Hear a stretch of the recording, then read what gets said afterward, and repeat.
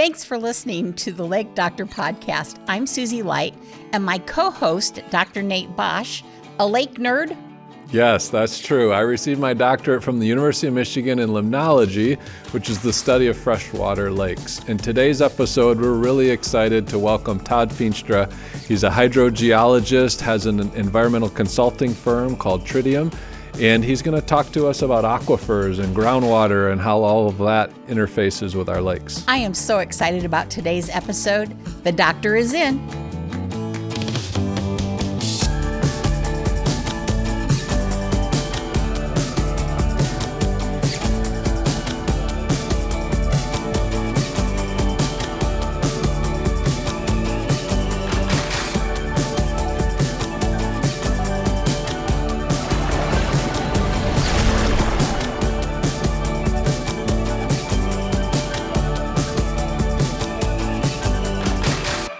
Feenstra, thank you for joining us today. I am really excited about this because you are a groundwater and aquifer expert. We try. You do better than try, kiddo. So tell us about you and your company and what's bringing joy to your life when it comes to water. I grew up hiking, camping, and all of that. So getting into the environmental field was a total natural for me. Never expected to be where I am, which is pretty usual. Mm-hmm. We plan and God laughs, and then he takes us where we're supposed to be. So as I got into groundwater in particular, coming out of college, I got to work for an environmental company, engineering/environmental, and we worked a lot with municipal systems. So I learned high capacity water withdrawal work from the engineering perspective and the geology perspective. And so I brought that in. Changed companies a couple times, actually ended up starting our own firm once I got my geology license. And the name of the firm? The name of the firm is Tritium Incorporated. Tritium is actually a water molecule that has an extra neutron attached to it. And so those it's radioactive, It right? is, yeah. In one sense, they're neutrons, so it's not going to hurt us, but yeah, it reflects for when the nuclear testing happened. We can see it in groundwater. So if we see the tritium element in there, we know that it's really recent groundwater, 1950s or since it's been recharged. If there's no tritium in it, that's old historic water that's never seen the ground surface since the early 50s at least. So where do you find old water? Deep. Typically, okay. Confined aquifers underneath a lot of clay or aquitard material. And so they tend to be deeper. It tends to be where does the water come from, which I think is what we're going to be talking about a little bit later as well. Mm-hmm. But water that has really long residence times. If you think about the Ogallala Aquifer out west, everybody knows that one because declining water levels like crazy, but it's because it's such slow recharge. So it takes a long time for the water to get down to the aquifer system. And if it takes a couple hundred years to do that, obviously you're not going to have tritium in that water. Yeah. So where does groundwater come from? The rain. Okay. So look, groundwater is just like streams or lakes in one sense. It's all part of the water cycle. And so when it rains, our soils get wet. It infiltrates through the soils, down into the next layer, down into the next layer, down into the next layer. And then my job is to figure out at times, how fast does that happen? Where does that water actually come from? We had a really cool test that we ran one time where we pumped a high capacity well and we were testing the aquifer system. And right in the middle of the test, we had no rainfall at all. And right in the middle of the test, all of a sudden the water levels started coming up like it had rained really hard. So this is a 200-foot deep well. And what in the world's going on? We've been pumping it, so the water levels should be dropping, and now it's rising. Turned out the source area for that aquifer that we were pumping on was 20 miles away, and they had a thunderstorm come through. Wow. So it rained 20 miles away, but it recharged the aquifer that we were pumping from, even though we had no rain at all at that site. So it's fascinating to figure this stuff out. You talk about what brings me joy. Every day I have a puzzle to figure out, and I love puzzles. Every single day we get a challenge of figuring out what happens when we do this, why is it doing this, What's the long-term impact of that? And so getting into this environmental field, especially with clean water, I don't do anything with remediation. I leave that to people much smarter than me. They can deal with the contaminants and the cleanups. We work with clean, high-capacity water supplies. So you mentioned a couple things that I want to make sure our viewers and listeners understand before we move on. So you talked about water as it infiltrates the surface and into the soil, and then it percolates down through different layers, you said. You also mentioned things like clay or aquatards. So I think a lot of people think of an aquifer as there's this big underground void where there's like this big open cave where the water is, but actually it's different soil particles, gravels or sands. So talk a little bit about why does clay not let water through it, whereas sand or gravel lets water sort of be amongst it, and that's where our sort of aquifer would be. Yeah. The geology, the hydrogeology in particular, when we're dealing with water in the geologic system, there's certain materials that allow water to flow through them because they have more pore spaces. And those pore spaces, the pore spaces is a void. If you think about a pile of marbles, there's gaps between the marbles, and water will fill into those gaps. Now, if we pour more water on top and open a spigot on the bottom, water will flow through or past those marbles. Now, if I take those marbles and I put a bunch of really fine flour in between all the marbles, and I try to pour water through it, that flour is going to slow it down. So I've changed it. So the marbles would be like an aquifer where water moves freely and quickly and can recharge or get pumped very freely and quickly. If we take that system that maybe has marbles in it, but it's got a lot of flour in it, now the water can't get through it very quickly. So flour would be like the clay. Mm-hmm. Flour would be like the clay, very fine particles, a lot of clay and a lot of silt. Silt would be the next kind of grain size up. And so we actually have video that we've taken some of the streams where we've tested the stream bed, and we use a shovel to dig a hole, and the water is flowing around the hole, but there's no water even though it's a foot deep because it's all clay. Water can't even that fast get into it. It's just empty. It's there dry. Well, what you see at the surface, we also find subsurface. Mm-hmm. So when we drill, we have all these layers that we go through.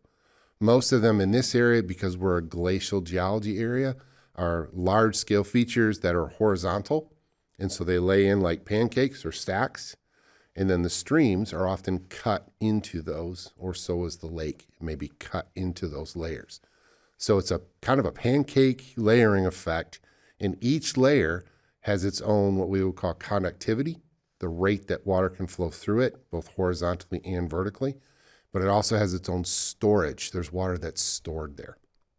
So you mentioned hydrology. Yeah. You are a hydrologist. Hydrogeologist. Hydrogeologist. Correct. So did you study geology at Grand Valley and then migrate flow into hydrology? Yep.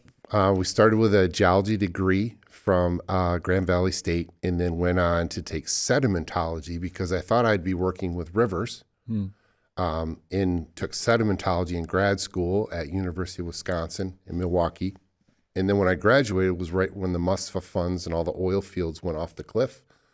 And there was no jobs to be had. And I ended up not working with streams like I wanted to. I ended up working with groundwater. And sorry, Nate, but that became my passion. Mm-hmm. And I actually enjoy working with the groundwater more than the stream side of it now. We do both. But my passion is really the groundwater. You can't see it. You can't see these aquifer systems. They're deep. They're 100, 200 foot down. Mm-hmm. And the only way to get a visual on it is to go out there with a drill rig when they're drilling the hole and watch what comes out of the hole, watch how the rig behaves, and it's a mystery, right? I mean, you can't see it. You're inferring a lot of things. Mm-hmm. So there's some really unique tests that we do. But it's just so fascinating how they behave, how they interact. And now the connection is the big thing now is the connection between the groundwater and the surface water side. So you say drill rig. So that data is coming from someone's going to dig a new well. Yep. and at different diameter well, depending on what the application is. And as they're digging that, they're pulling up, if it's clay or silt or sand or gravel, they're pulling that up to the surface then, and then you can see. And so you can sort of map then what those layers are as the well is being dug, right? Yep. Well, and here's a really, it's a misconception. That's one piece of the things that we look at during the drilling. If you can imagine drilling a hole 200 feet down into the earth, how long it takes for that cutting to get from 200 feet down up to the ground surface. It's not instant. It takes a minute or several minutes in some cases to come up. So when we drill, I'm always looking at the cuttings for sure that come out of the hole, but I'm watching the drill rig the whole time. So if we hit a clay, they tend to be dense and hard. And so the drill rig, the hydraulics start to whine, and the drilling is slow, but smooth.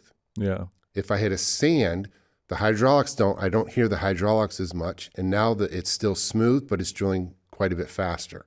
And then if we hit gravel, now it chatters and it still moves pretty fast. And then when we hit a rock, we go take a coffee break. So, yep. Stewardship. You know, when you're talking about this and your eyes light up, creation's such a wonderful thing. Yeah. Tell us about your journey in this as it relates to stewardship.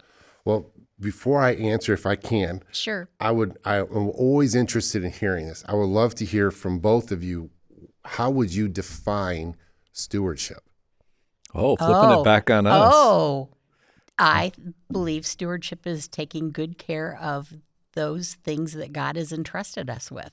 And that includes the environment, that includes our relationships with each other, and our relationship with God. Okay. Yeah, I would answer that very similarly. I think of steward, another synonym for that would be caretaker.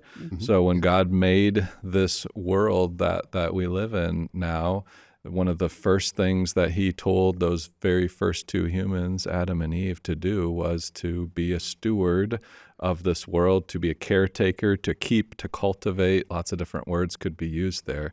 So it's something that you don't necessarily own yourself, but you're stewarding it, you're managing it on behalf of the owner. Bible says the earth is the Lord's and everything in it. So we would see him as the owner and creator, and we are now caretakers, stewards of that natural world around us. And I agree with Susie. Stewardship is not just environmental things, although that's kind of what we're talking about in this podcast. We can steward finances and relationships and other things too. Yeah. Well, there's a reason why I ask, to make sure we're on the same page.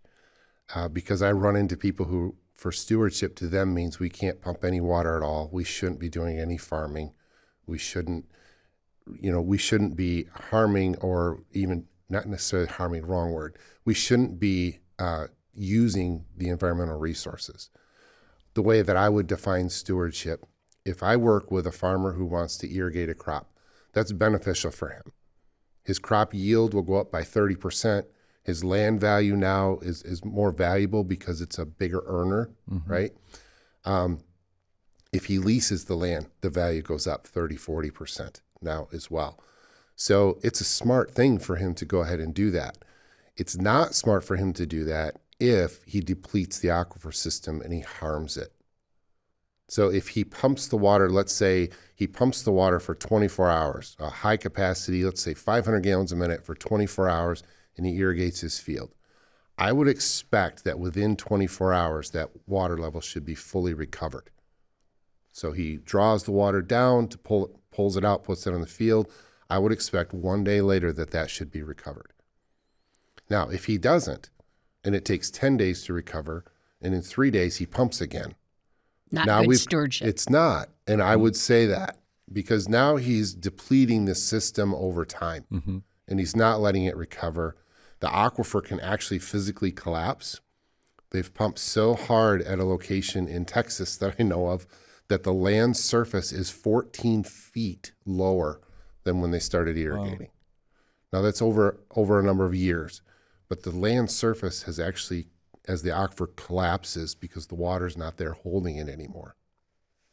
So I would define that stewardship then as responsible use where we're not damaging the environment.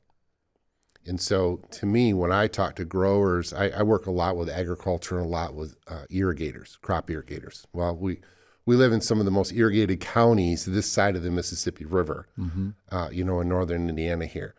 But when I talk with them before they join our Midwest Water Stewards group, I tell them, okay, if I find out, and if I measure this and find out that you're depleting the aquifer or you're depleting that nearby stream by what you're doing, what are you going to do? And then they kind of kick the dirt and they're like, because they want to irrigate. Yes. There's a reason for it or they wouldn't do it. But every one of our members, I asked them all, every one of our members has said to me that I'm going to have to stop irrigating the way that I am and I'm going to have to manage it differently. I'm like, well, welcome to the group. Come on in because you've got the same mindset that we have. We want to use this in a responsible manner that doesn't harm the environment. Right. And you hear terms thrown around a lot in today's media of sustainability or renewability. Those are catchphrases, buzzwords, and they have multiple different definitions, which is why I wanted to know what's your definition of stewardship. And I think we're exactly on the same page. And most of the farmers that I know take stewardship very seriously. Very seriously. I've got to work with these guys. We do a lot of monitoring for them on the groundwater system. We put monitoring wells in. We also monitor the local streams and lakes that are around them. These guys, they care deeply about the environment. They care deeply about their community, the streams. They're hunters, they're fishermen. They're embedded in the community. These aren't businesses that bought a building, they go out of business, they just go away. You bought land, you live on that land. You're part of the community. We have growers who donate a portion of their field and turn it into a football field for Rocket football. And then they pay for the uniforms for the kids every year. You don't hear about that. They just do it. I've got story after story of how they give back to their communities and how valuable the community is to them.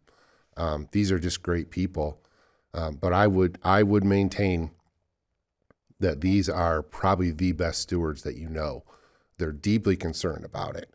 Now, there's not to say there's a few stinkers. There are a few stinkers no matter where we go in any industry. And unfortunately, those are the ones that we tend to hear about the most. Yeah.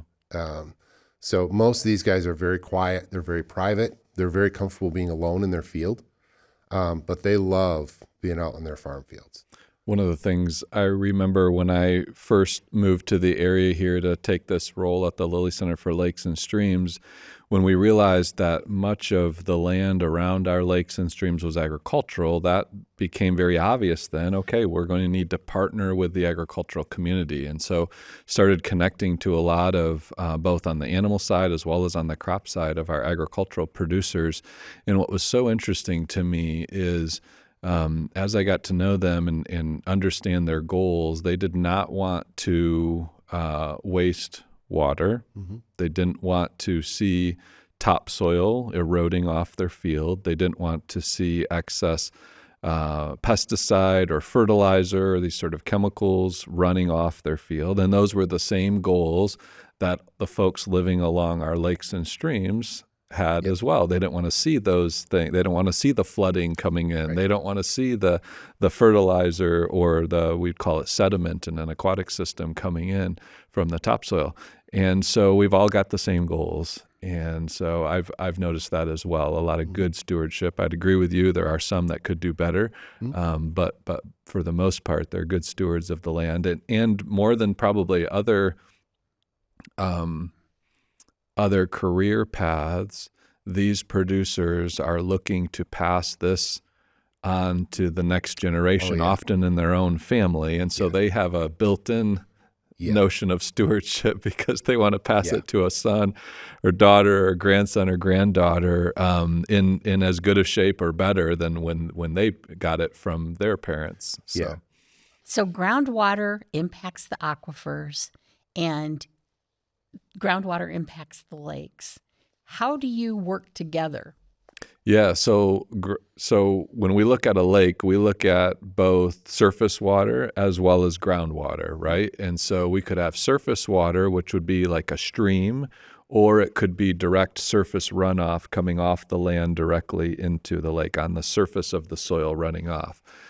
But we also have groundwater, which is coming from internal to the lake. Like a spring in a It lake? could be a spring. Okay. Yeah, and those springs can be really interesting looking at groundwater because we learned this a few years back with a study that we did. Springs are areas where you have that, going back to that connectivity idea that you were talking about before, where it's gravel or sand, where water can come in when there's greater groundwater pressure outside of the lake, sort of pushing water in. But if the water table starts to go down, those springs can become drains and water can actually leave the lake through the springs, which is did not really realize interesting. that. Yeah. Yeah. So no, there's a lot of influence and you see that too in your work because you're doing both the stream work and the groundwater work. Right. So what sort of connections do you see? If I were to just be very general, first about those connections, we have folks that just believe there's a 100% connection between everything. And then we have folks that would like to believe that there's no connection between them all. The truth of the matter is our creation, his creation, is incredibly complex. And every lake is its own animal. Mm-hmm. I say that very strongly. We've worked with a lot of lakes. Every lake is unique. But also every farm field that I go to drill a well is also unique. So how do those wells, or how do the wells interact with the streams? How do the streams interact with the lakes? How do the wells interact with the lakes? A lot of it comes back to that layering that I talked about, the different sediment layers. Groundwater and aquifer are not synonymous with each other. Okay, an aquifer is just a sediment layer that has groundwater that we can extract at a higher rate for a house well or for a high capacity well. But there's also groundwater in what we call aquitards. An aquitard is one that moves very slowly. An aquifer moves really fast. An aquitard moves very, very slow. Still has groundwater in it. We just can't extract it, and it doesn't recharge very quickly at all. It takes a long time. And then we have what we call aquicludes. Aquicludes means there's no water getting through that at all. So it's like occluded. Like absolutely. It's impenetrable. Yep. It's typically a really, really dense clay or it's a hard rock. Is that what people call like a clay lens? I've heard people talk about. Not really. No. Clay lens, because some of the clays leak or they have leakants. They're aquitards. They let water leak through them, but slowly. Some of the clays, like I said, are rock hard. When we drill it, it comes up as like pieces of gravel. It just chips and breaks. And when I take a piece and I break it open, it's dry inside. Wow. Even though it came from 150 feet down, and there may be an aquifer full of water above it and an aquifer full of water below it, but that clay layer is completely dry. So that's a dense, dense, hard clay. Mm-hmm. This is part of that complexity that I'm talking about. We tend to generalize things and get in our head that this is the way it is. Reality is not that way. And so that's what makes it so fascinating to be on a drill rig or to study a lake or a stream or that connection. When we have done 7 or 8 years worth of work on a lake in Niles, Michigan called Barren Lake. They had struggling with water levels going up and down, so they wanted to augment it. They wanted to pump groundwater, put it into the lake. Well, they did. They put the well on a side of the lake, which unfortunately didn't have a clay layer. And so they pumped water in, but a lot of that water was going right back into the aquifer system. It was draining right back out of the lake. Oh. So they're just making a circulation system. They were recirculating that water, yes. Yeah.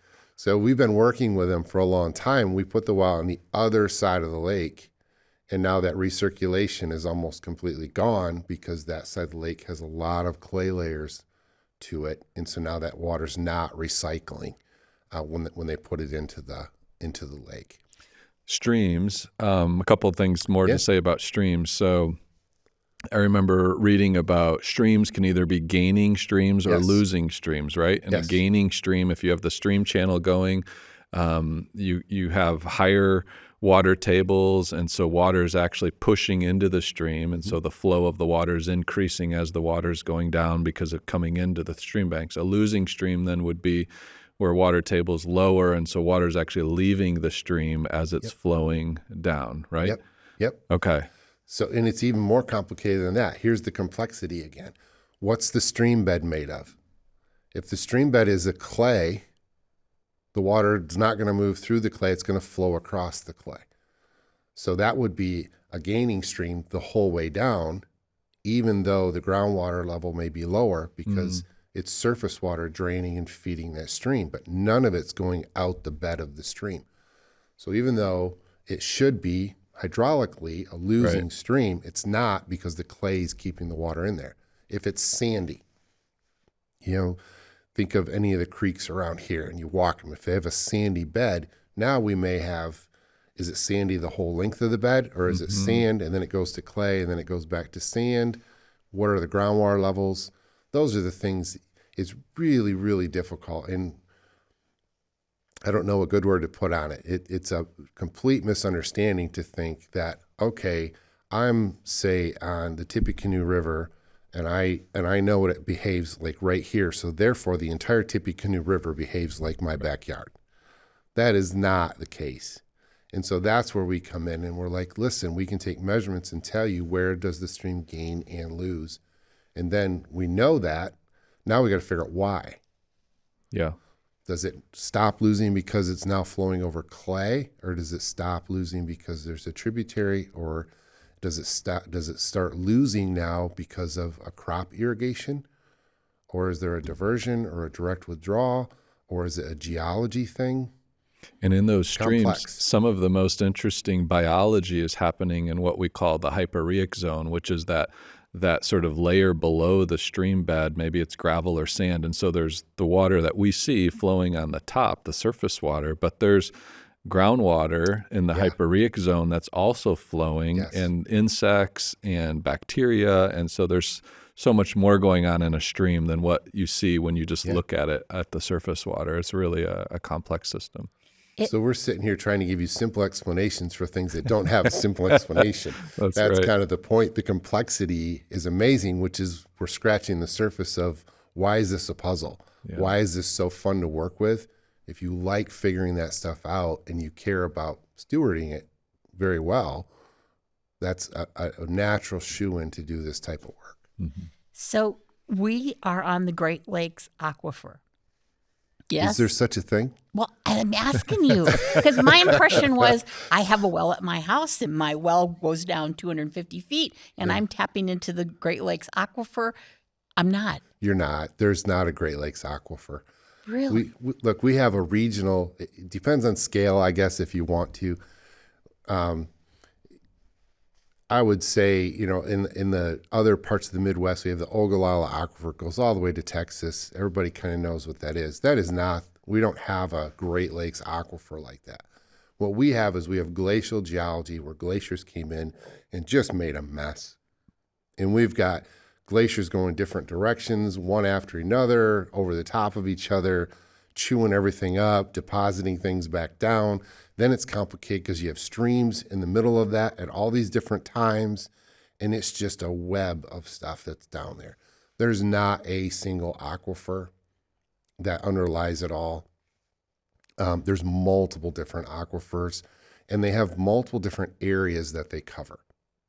And so Kosciuszko, or the Kankakee outwash plain. Well, it's an outwash plain. It's a very extensive, very fine sand, pumps really good water because it's really well sorted, but it's only about 50 feet thick, 40 feet thick. So that's great there. That's not what you have here in Kosciuszko County. It's not part of that. And that's different than what we have in St. Joe County in Michigan, which is different than what we have in DeKalb and Steuben County. So they're all unique and they're all different, and they're really not all connected to each other. Just like you have watersheds at the surface that you've talked about before in your podcast, there's groundwater sheds as well. And so, but typically what happens, very generally, of course, look at your major river systems. So name one of your favorite big river systems in Indiana. The Tippecanoe. Okay, so you've got the Tippecanoe River. There's groundwater that flows to the Tippecanoe River. That's not the same groundwater that flows to the St. Joseph River system to the north Because of the watershed. because of the groundwatershed. Ah, So the groundwater is also moving in different directions, just like the surface water does.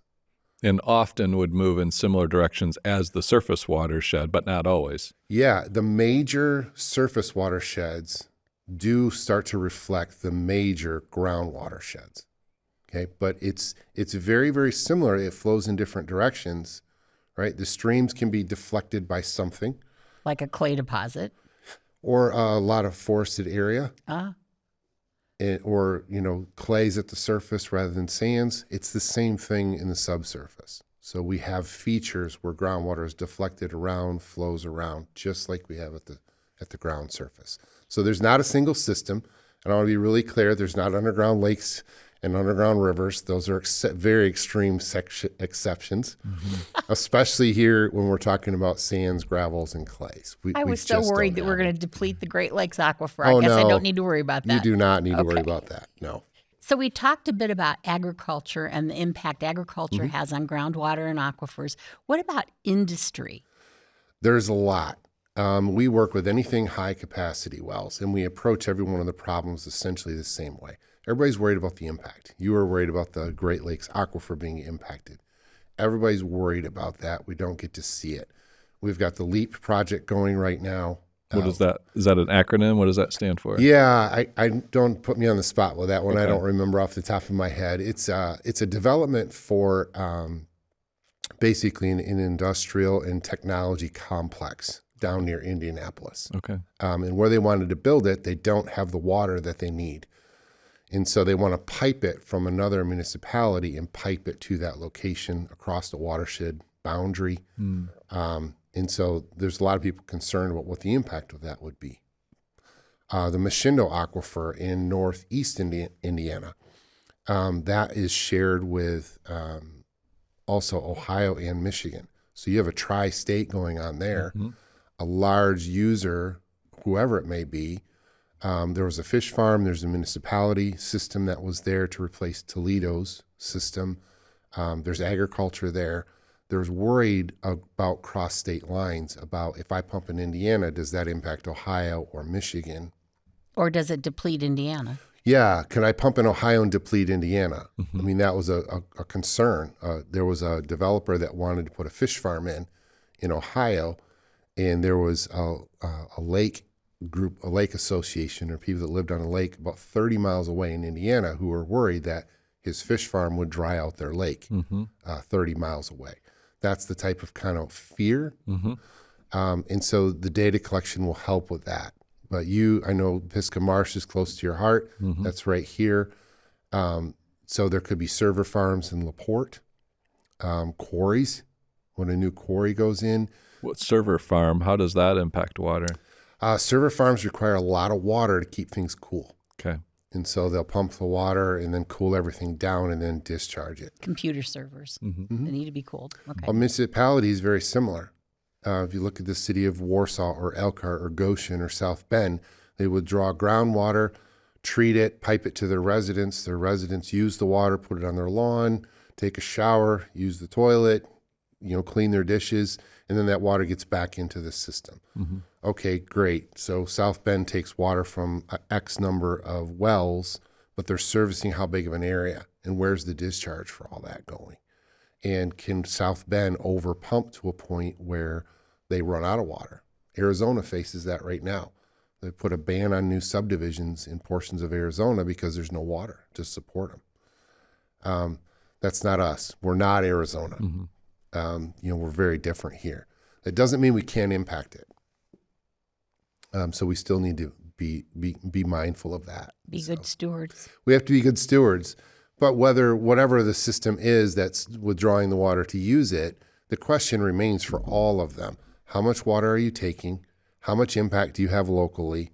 Are you depleting the system, right? Are you going to dry neighbors' wells out, or are you going to deplete the water over time, or are you going to deplete the nearby lake or the nearby stream? And so there's typically By the time I get a phone call, typically there's full-blown panic.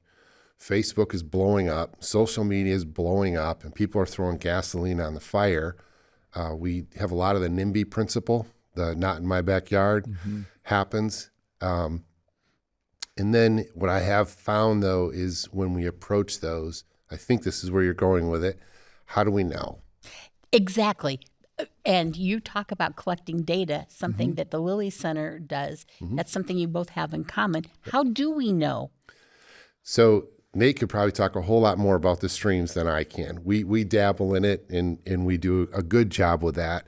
But essentially, there's two ways currently that are recognized ways to know what the impacts are going to be. One is modeling.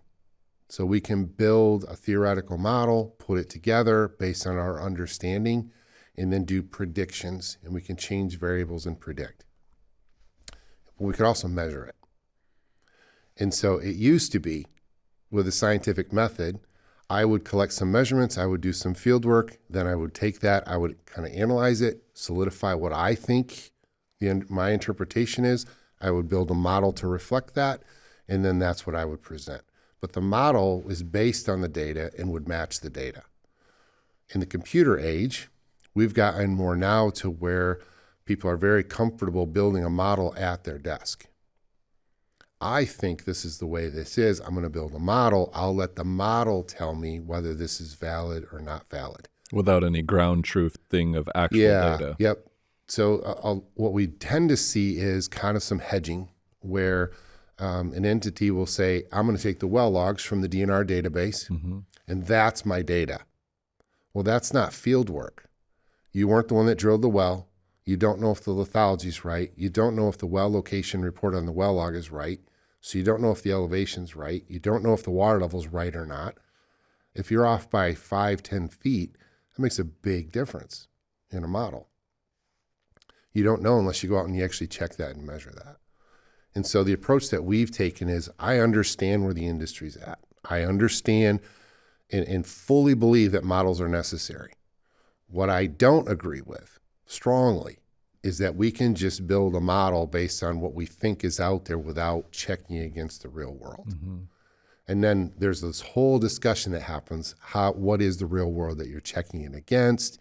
And then the complexity issue comes up, and then we start talking in circles, and we get really unclear, even in this conversation, really quickly. Yeah, because even just a model, in my PhD work at University of Michigan, we did a lot of simulation modeling with watersheds and stuff like that. And the modeler can bring bias into building their model, right? And if there's no ground truthing of actual data in the real world, that bias then could make the model function in a way that's not actually reality. And then we can make bad decisions on that as well.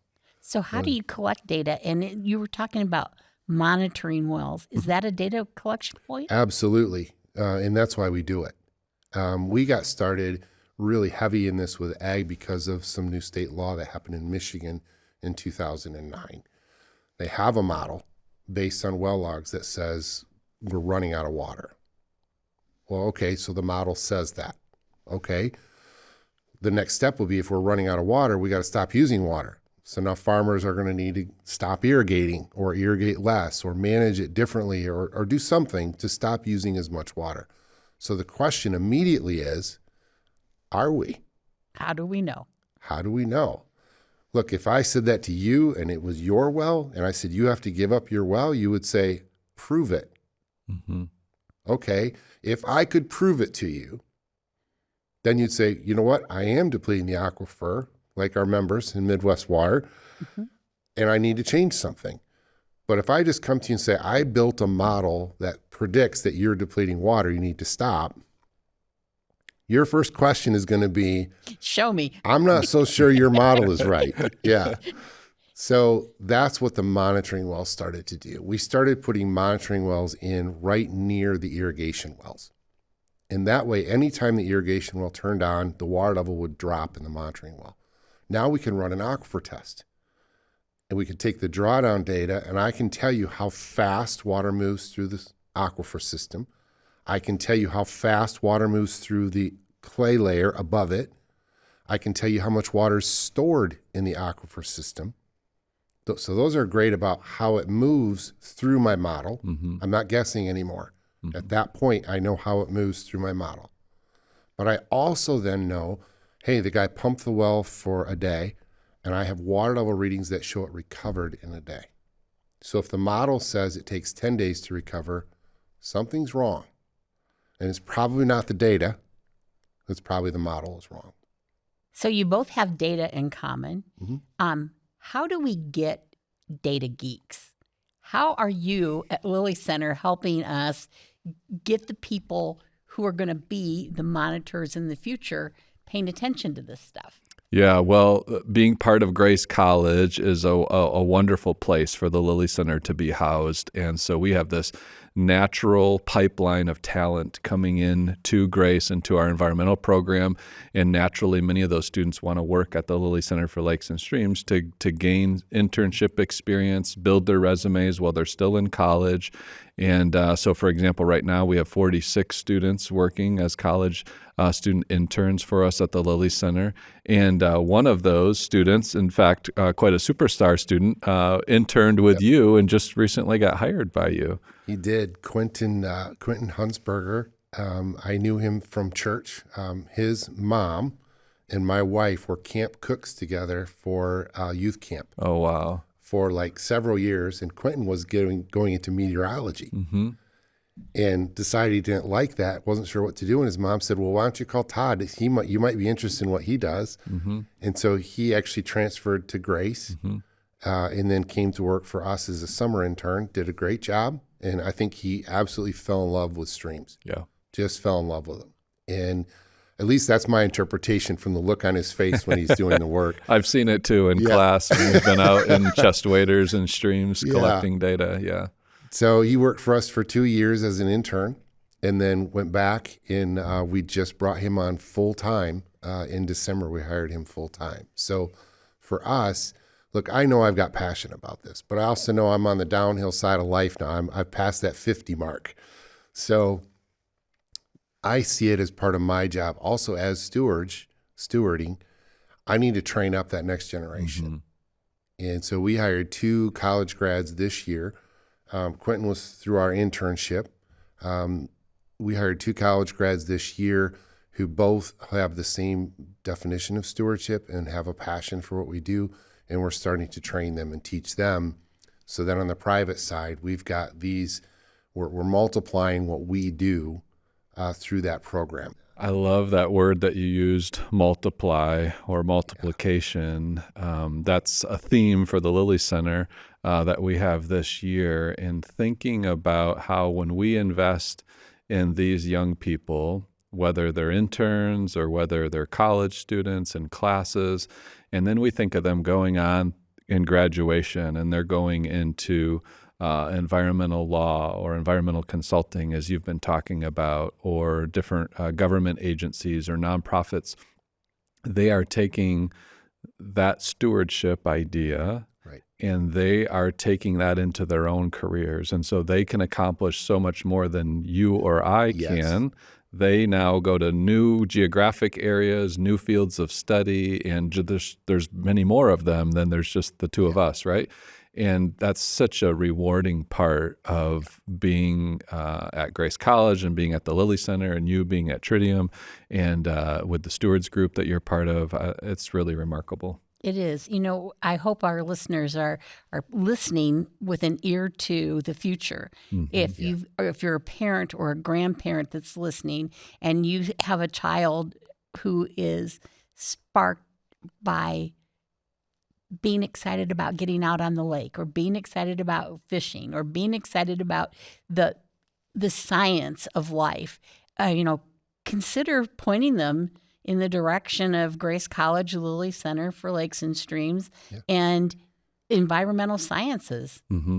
Well, and we still have 2 intern positions open too, so I'll put that plug in. Yay! Good. Todd, I so appreciate you being here today and explaining the wonderful work you're doing and the stewardship heart that you're bringing to the table. Thank you so much for being here. It was a privilege, and I appreciate coming on. It's my first official podcast, so I'm excited about that. So Well, you did a really good job. it's been a lot of fun.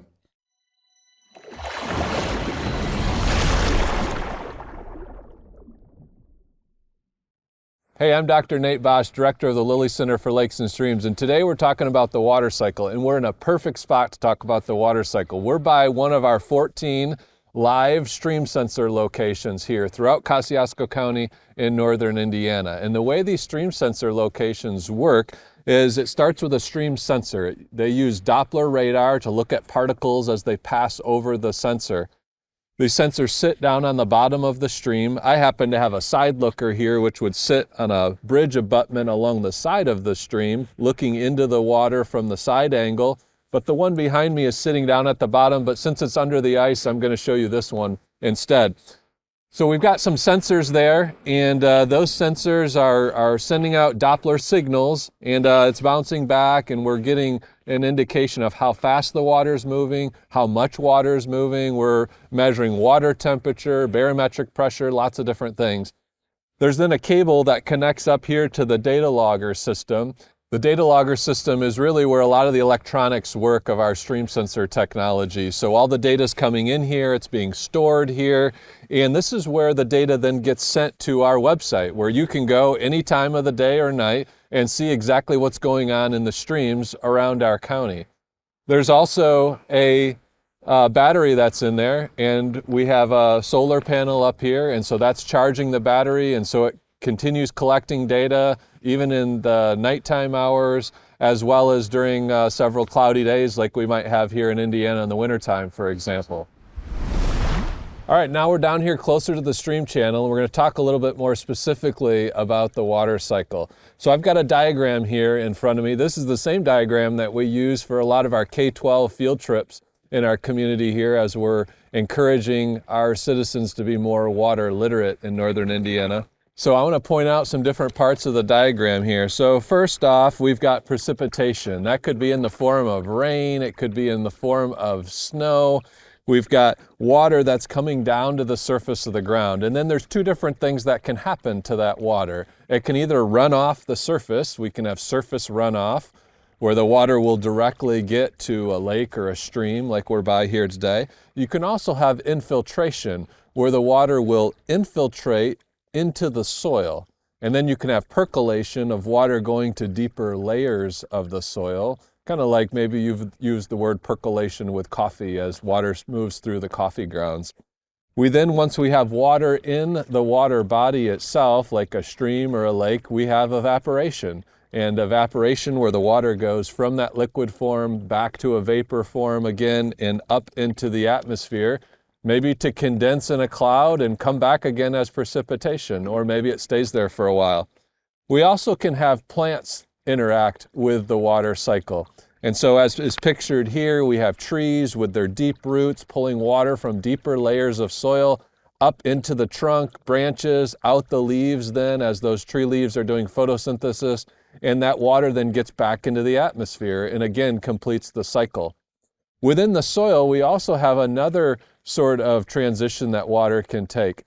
It can run off the surface, it can percolate down deep, and when it's percolating down into the soil, it can either come through as a lateral flow or subsurface flow, we can call that, or it can go into some of those deeper aquifer or groundwater layers, and it can start to move through the groundwater, through those aquifers. And that can either recharge a stream like this or a lake back behind us, or water can move from the creek or the lake directly into those groundwater, those aquifer sources of water. Regardless of how the water is going, it's called a water cycle because it keeps cycling around. It's coming down, it's moving around in the landscape, and then it's going back up into the atmosphere once again. Let's now talk about these different changes in the water cycle, specifically with this creek that's right beside us. All right, let's focus in on the water cycle with this stream as an example. So here we're at Cherry Creek, which flows into Winona Lake, which is back behind us over there. And this stream is a great example of a lot of these different things that we've been talking about. First off, let's start with precipitation. You can see snow that's on the ground here, right around my feet, right? Coming from the atmosphere, from up high, from clouds, down to the water, or down to the ground surface. Now, because it's frozen, even if this snow starts to melt, we're not going to get infiltration into the soil. We're only going to have the surface runoff here in this particular case at this time of year. Same thing if we were to have rain at this time of the year. Since the ground's frozen, we're just going to have surface runoff. That surface runoff is going to move across the surface until it gets to a body of water in an urban environment, until it gets to a storm drain or a gutter or something like that, and then into a pipe, and then moving out towards a water body.